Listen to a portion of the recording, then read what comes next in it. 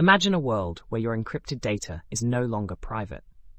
Today, we dive into a shocking revelation about Apple's iCloud encryption in the UK. Stay tuned for this and more on today's episode of the Apple Daily News. Welcome to the Apple Daily News. This podcast is created by generative AI. Today is April 3rd, 2025. First up, let's talk about Tuta Mail, the privacy-focused email service that recently filed a complaint against Apple under the Digital Markets Act. Tuta Mail argued that Apple was blocking users from setting Tuta as their default email app on iOS, a move they claim violates the DMA's principles of fair competition. After months of silence from Apple, the company finally responded within hours of a journalist's inquiry. This quick turnaround has led Tuta to consider withdrawing the complaint, as Apple appears willing to resolve the issue. This case highlights the challenges smaller companies face in dealing with tech giants, and underscores the importance of legislation like the DMA to ensure fair play in the digital market. Next, a concerning development in the UK has privacy advocates on edge. The UK government has secretly ordered Apple to create a backdoor for accessing encrypted iCloud data. This demand has led Apple to suspend encrypted iCloud services for UK users, significantly reducing their online security. Mozilla has stepped in, urging the UK Home Office to revoke this order and calling for transparency about similar demands made to other companies. Mozilla emphasizes that encryption is a cornerstone of digital privacy, and once compromised, it cannot be undone.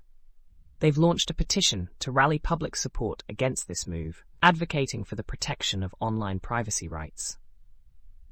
Moving on to the world of app development, Tower has introduced a groundbreaking solution for developers to use local GPUs for machine learning inference. Traditionally, developers relied on cloud-based GPUs, which often came with high costs and latency issues. Tower's approach allows developers to seamlessly transition between local development and serverless production environments. By leveraging advancements in hardware, including Apple's GPUs, and techniques like model distillation and quantization, developers can now run powerful models like DeepSeek R1 locally.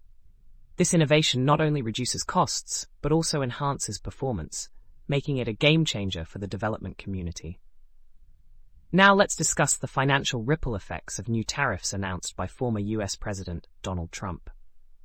These tariffs, targeting countries like China, India, and Vietnam, could severely impact Apple's supply chain.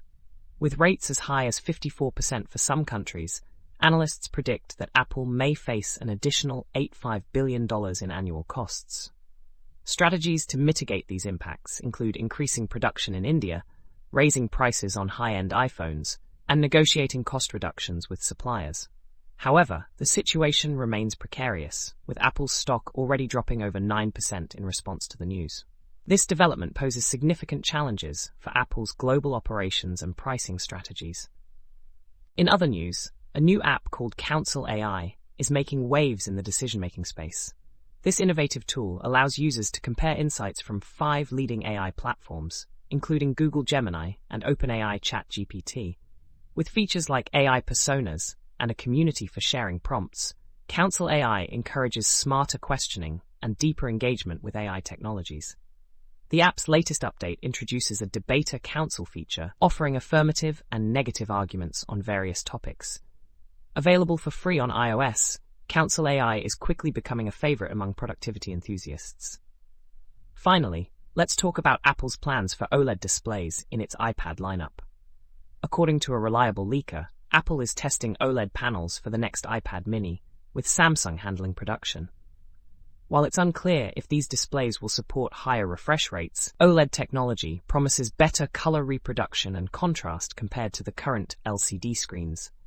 Reports suggest that mass production of these panels will begin in late 2025, with the iPad mini and iPad Air adopting OLED technology by 2026. This move aligns with Apple's ongoing efforts to enhance display quality across its product range, though the iPad mini and Air may feature less advanced OLED panels compared to the iPad Pro. And that's a wrap for today's episode of the Apple Daily News. Thank you for tuning in and exploring the latest developments in the world of Apple and technology. Remember, links to all the stories we covered can be found in the episode notes. We'll see you next time.